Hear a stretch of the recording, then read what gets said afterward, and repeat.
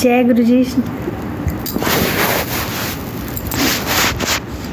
जय गुरु जी, शुक्राना गुरु जी। संगत जी, आज मैं अपना सत्संग शेयर कर रही हूँ। गुरु जी का लख लख शुक्राना कि गुरु जी ने मुझे ये मौका दिया है कि मैं अपना सत्संग शेयर कर सकूँ। तो मैं सबसे पहले आपको ये बताना चाहती हूँ कि मैं गुरु जी से जुड़ी कैसे। 2018 में मेरी दीदी जम्मू में रहते हैं, उनके गले में ट्यूमर हो गया था, तो वो इधर गंगाराम हॉस्पिटल में दिखाने आए थे। तो उधर डॉक्टर ने उनको बताया कि उनका ऑपरेशन होना है। तो मैं फरीदाबाद में रहती हूँ, तो उन्होंने मुझे कॉल किया कि ऐसे ऐसे डॉक्टर ने बताया, हम दिल्ली में आए हैं, तो ऐसे ऐसे डॉक्टर ने बताया। मैंने उनको बोला कि आप पहले इधर आ जाओ, तो इधर आके पहले बात करते हैं कि ऑपरेशन कराना है कि नहीं कराना है, बाद में देखते हैं। तो वो मेरे घर आ गए इधर फरीदाबाद में। तो जहाँ पे मेरे हस्बैंड और मेरी जो मदर इन लॉ है, उन्होंने बोला कि आप एक काम करो, पहले सेकंड ओपिनियन ले लो। सेकंड ओपिनियन में भी अगर आप डॉक्टर आपको यही बोलते हैं तो फिर ऑपरेशन कराना, नहीं तो आप ऐसे नहीं मत कराओ। वो एम्स में चले गए। तो एम्स में उन्होंने बोला कि उनके सारे टेस्ट हुए, तो उसमें भी उन्होंने वही बोला कि आपका ऑपरेशन ही होगा। उन्होंने कुछ पीस निकाल के कहीं बाहर भेजा। 1 हफ्ते के बाद शायद उनकी रिपोर्ट आई, तो डॉक्टर ने बोला कि आपको ऑपरेट करना पड़ेगा। तो वो उसके बीच में जो टाइम था 1 हफ्ते के अंदर, उसमें दीदी का जो बेटा है उसकी फ्रेंड है, तो वो आई, उससे उसने बात की कि ऐसे ऐसे मेरी मम्मी का ऑपरेशन बोला डॉक्टर ने। तो वो हमारे घर आई।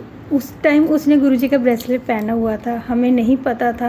और दूसरा मैं था कि मैं चाय वाय में लगी थी, मुझे पता ही नहीं कि उसने ब्रेसलेट पहना हुआ था। गुरुजी फर्स्ट टाइम मेरे घर में तभी आए थे, लेकिन मुझे नहीं पता कि गुरुजी मेरे घर में आए हैं। तो उसने बोला कि आप एक काम करो आंटी, एक बार ऑपरेशन कराने से पहले इधर मेरे गुरुजी हैं, गुरुजी का बड़ा मंदिर है, आप वहाँ पे होके आओ। तो दीदी कहते कि मैं इससे तो मेरे मतलब अगर मैं वहाँ पे जाऊँगी तो इससे मेरा ऑपरेशन थोड़ी ना रुक जाएगा। तो वो नहीं माने।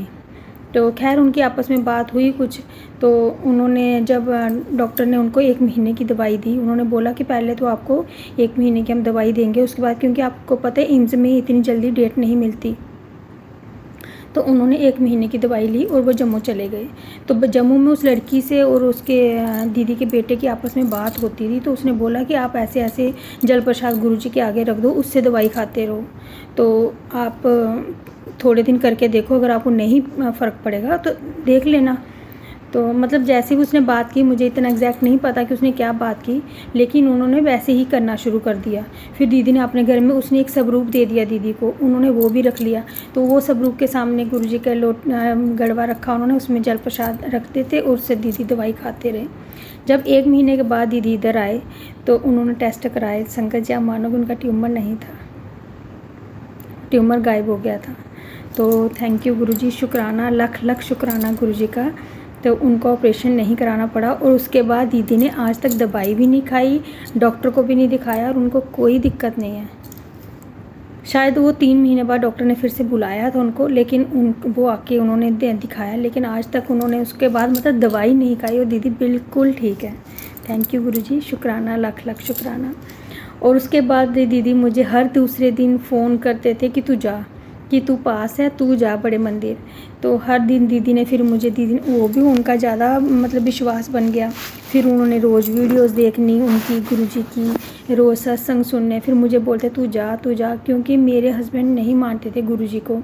गुरु क्या, किसी भी गुरुजी को नहीं, गुरु के बाद नहीं मानते थे। मैं भी नहीं मानती थी। पहले तो मुझे ये लगता था कि वो ऐसे ही बोल रहे हैं। एक तो गुरुजी के वो कपड़े देख के, सॉरी गुरुजी मुझे माफ़ करना, उनके कपड़े वगैरह देख के भी उनको लगता था कि क्या है ये, मतलब मुझे भी लगता था। तो नहीं मानते थे। दीदी हमें वीडियोस भेजती थी, रोज़ सत्संग भेजने, रोज़ मैंने देख के डिलीट कर देने, रोज़ मैंने डिलीट कर देने। फिर मेरे हस्बैंड भी इरिटेट होने लगे कि तेरी बहन को कोई काम नहीं है, ते रोज़ मुझे वो भेजती है, सत्संग भेजती है। तो मैंने कहा डिलीट कर दिया करो, मैं क्या कर सकती हूँ, मैं थोड़ी ना उनको मना करूँगी आप मत भेजो, मैंने उनको मना नहीं किया। फिर दीदी एक दिन रोज़ मुझे कहते जा जा जा, एक दिन मेरे पीछे ही पड़ के वो कहते तो इतनी पास है, मैं तुझे बोल रही हूँ। तो गुरु तो अगर होते ना चोले में तो तब होता है कि हाँ भाई उन्होंने कुछ गलत कर रहा है, तो तू जा तो सही, एक बार देख तो सही जाके, तो अपनी बात करके देख। फिर मेरा ऐसे बड़ा मन हुआ, मैंने इनको बोला, मैंने कहा मुझे बड़े मंदिर जाने का बड़ा मन है, तो मैंने कहा चलें? कहते नहीं अभी नहीं जाना, देखेंगे बाद में। मैंने कहा ठीक है, मैंने नहीं बोला। एक दिन हम बैठे हुए थे तो शाम को, तो ये मुझे पता नहीं, इनको वही गुरुजी ने जब जोड़ना होता है ना तो ऐसे ही जोड़ते हैं। इनका शाम को मुझे कहते हैं कि बड़े मंदिर चलना है, कोई 5:15 5:30 का टाइम था। मैंने कहा हाँ, मैंने एक बार भी नहीं बोला इनको कि क्या कैसे कुछ कोई क्वेश्चन नहीं। मैंने कहा हाँ, तो कहते चल फिर तैयार हो। हम तैयार हो गए, हम चले गए बड़े मंदिर। 6:30 बजे हम वहाँ पे पहुँच गए थे, मतलब 5-10 मिनट लगे मुझे तैयार होने में, हम पहुँच गए बड़े मंदिर। पता नहीं गुरुजी ने ऐसा जोड़ा उसके बाद कि बस फिर ऐसा हो गया कि मैं गुरुजी का सत्संग अटेंड करूं। यहाँ से तो हम होके आ गए। फिर गुरुजी का सत्संग, दिमाग में ऐसा हो गया कि सत्संग होते हैं। फिर मैंने एक इधर किट्टी डाली थी, तो बाई चांस फिर मैंने एक किट्टी, हम बैठे हुए थे टेबल पे, तो मैंने देखा कि हमारे जो किट्टी मेंबर है उसके मोबाइल पे गुरुजी की वॉलपेपर लगाया हुआ उसने। मैंने उसको देखा, मैंने कहा आप गुरुजी को मानते हो? कहते हैं हाँ। तो मैंने कहा इधर गुरुजी के सत्संग होते हैं? कहती हैं हाँ होते हैं। तो मैंने कहा जब नेक्स्ट टाइम मैंने कहा आप जाते हो? कहती हैं हाँ जाते हैं। तो मैंने कहा नेक्स्ट टाइम जाओगे तो मुझे ले जाओगे, तो मुझे बता दोगे? कहती है आपको मैं नंबर दे देती हूँ, आपको मैं ग्रुप में ऐड करा देती हूँ, आप हो जाएगा आपका। तो उन्होंने मेरा नंबर ऐड करा दिया। फिर मैंने एक दिन देखा उसमें एक सत्संग का मैसेज आया था। उस दिन वो सत्संग था हमारे घर से कम भी कोई 7-8 किलोमीटर दूर, मतलब काफ़ी दूर था वो। तो मैंने बोला, मैंने कहा गुरुजी मुझे आपके सत्संग में आना है। मुझे मतलब मेरा ऐसे कि मैं बस जाऊंगी। मैंने इनके पीछे पड़ गई, मैंने कहा मुझे जाना है। उस दिन संगत जी आप मानोगे इतनी बारिश। मैं भी गुरुजी को बोलूँ, मैंने गुरुजी चाहे पत्थरों की बारिश क्यों ना, मुझे सत्संग में आना है।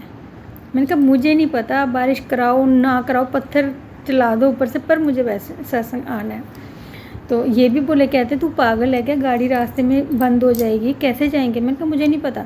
हम घर से निकल गए, आधे टायर मतलब मान लो कि टायर हमारे गाड़ी उसमें बारिश के पानी में डूब चुके थे, लेकिन मैंने इनको बोला, मैंने कहा मुझे जाना है सत्संग। ऐसा मतलब दिमाग में ऐसा हो गया कि बस मुझे सत्संग जाना है। हम निकल गए, आधे रास्ते में मुझे कहते तुझे उसकी लोकेशन तो मांग। मैंने कहा मुझे वो तो पता ही नहीं, वो दिमाग में ही नहीं आया कि जाना कहाँ है। हम निकल गए बस। तो रास्ते में हम थोड़ा पास ही थे हम, तो ये मुझे कहते कि जहाँ से सत्संग आया उनको फ़ोन कर, उनसे लोकेशन मांग। मैं इनको फ़ोन करूँ, वो फ़ोन ना उठाएं। फिर मैंने एक ग्रुप में एक और लेडी थी जो एडमिन थी, मैंने उसमें देखा, मैंने उनको कॉल किया। तो वो कहते जी ऐसा तो कोई सत्संग नहीं है। मैंने कहा मैंने देखा ग्रुप में, मैंने उनको स्क्रीनशॉट भेजा। कहते ये तो पर्सनल सत्संग है, उन्होंने तो किसी को इन्वाइट ही नहीं किया। मैंने कहा ये क्या होता है? कहते ये होता है कि जो लोग अपने घर के मतलब अपनी आपको वो खुद मैसेज भेजते हैं पर्सनली, ये उनका अपना सत्संग है, उन्होंने ग्रुप में इनवाइट नहीं किया है, उन्होंने ये पर्सनली किसी को भेजा हुआ है। फिर मैंने कहा मेरा तो, फिर मुझे कहते उन्होंने खुद ही मुझे बोला, कहते तुझे आपको सत्संग जाना है? मैंने कहा हाँ। मैंने कहा मुझे सत्संग जाना है, मुझे किसी भी सत्संग में जाना है। कहते आपका कहाँ रहते हो? मैंने उनको बताया। आप मानोगे 4 कदम आगे मेरे घर में सत्संग था, मुझे पता ही नहीं मतलब हमारी अगली गली में सत्संग था। अगले दिन उसी टाइम पे 4 से 6 बजे तक उनके वहाँ पे सत्संग था। उसके बाद 3 सत्संग लगातार हमने अटेंड किए। बाद में पता चला हमारे सेक्टर में ही इतने सत्संग होते हैं, गुरुजी के हर मतलब घर में गुरुजी की जोत जल रही है, और हमें पता ही नहीं था ऐसे। फिर बस उसके बाद जुड़ गए, गुरुजी ने ऐसा जोड़ा, ऐसी मेहर की गुरुजी ने कि क्या बताऊँ। बस अब तो यही है, गुरुजी अपने चरणों से लगाए रखना, कोई गलती हो तो माफ़ करना, हर दिन आपका शुक्राना करते हैं। हर टाइम आपने बहुत दिया है, शायद जितना हम डिज़र्व नहीं करते थे। पहले मेरा था कि मैं पता नहीं क्यों चिड़चिड़ी रहती थी हर टाइम पे। अब जैसे गुरुजी से जुड़े हैं तो बस ऐसा मन करता है कि बस गुरुजी के भजन गाते रहो हर टाइम पे। तो सत्संग तो अभी मेरे बहुत हैं, लेकिन मैं सत्संग ज़्यादा लंबा हो जाएगा, मैं आपको नेक्स्ट वीडियो में दिखाऊंगी, मतलब नेक्स्ट सत्संग में बताऊंगी कि आगे अगला सत्संग। तो जय गुरुजी, शुक्राना गुरुजी।